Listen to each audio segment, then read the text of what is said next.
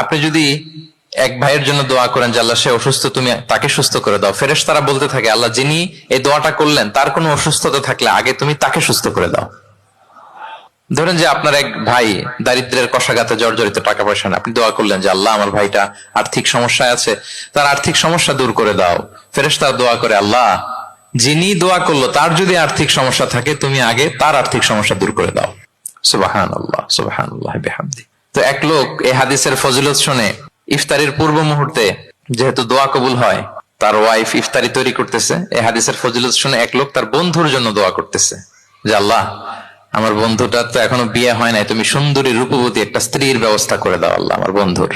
এই দোয়া শুনে তার স্ত্রী তো রেগে মেগে আগুন, সেই ইফতারি টিফতারি রেখে দিয়ে এসে বলে এই এত বড় সাহস, কি দোয়া করো এসব উল্টা পাল্টা। স্বামী বলে কি দোয়া উল্টা পাল্টা, কি দোয়া করলাম, আমি তোমার বন্ধুর জন্য দোয়া করছি যে আল্লাহ তারে তুমি রূপবতী সুন্দরী স্ত্রীর ব্যবস্থা করে দাও। তো ওয়াইফ বলে এই তুমি কি মনে করছো আমি হাদিসটা জানি না যে অন্যের জন্য ভালো কোনো দোয়া করলে আগে এটা নিজের জন্য কবুল হয়?